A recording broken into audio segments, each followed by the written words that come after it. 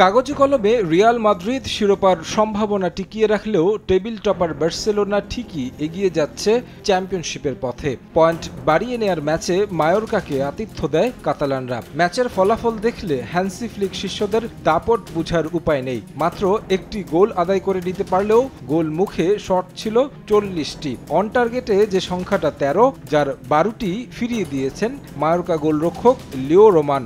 অন্যদিকে প্রতিপক্ষ শট নিতে পেরেছে 4টি, যার একটিও লক্ষ্যে রাখতে পারেনি। সেল্টা ভিগোর বিপক্ষে ম্যাচের 11 থেকে 7 পরিবর্তন নিয়ে মাঠে নামে Barcelona. Champions league, Copa del রে সহ ব্যস্ততার মধ্য দিয়ে যাচ্ছে টেবিল টপাররা, তাই মূল 11-এর বেশ কয়েকজন ফুটবলারকে বিশ্রাম দিয়েছেন। রোববার কোপা দেল রের ফাইনালে রিয়াল মাদ্রিদের মুখোমুখি হবে বার্সা, তাই এই ম্যাচে লেভানডস্কি, রাফিনিয়াদের 11-এর বাইরে রাখেন শুরুতে।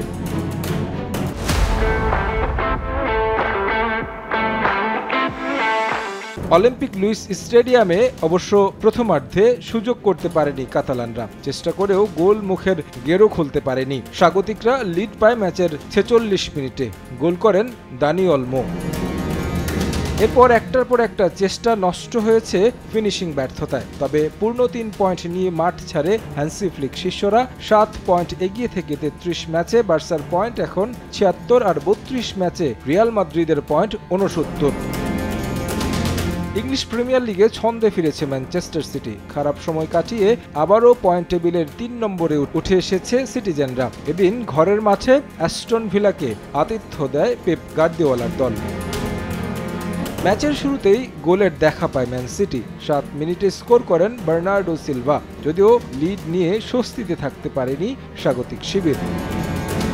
সমতায় ফিরতে আক্রমণে ধার বাড়ায় অ্যাস্টন ভিলা। সিটির রক্ষণের ভালোই পরীক্ষা নেয় তারা। সুযোগও আসে 18 মিনিটে, তবে সেটা পেনাল্টি থেকে। গোল করেন মার্কো রাশফোর্ড, সমতা ফেরে ম্যাচে।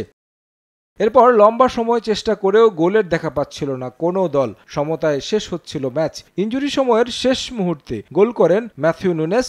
2-1 ব্যবধানের জয় নিয়ে মাঠ ছাড়ে ম্যানচেস্টার সিটি। তারেক হাসান শিমুল, সময় সংবাদ।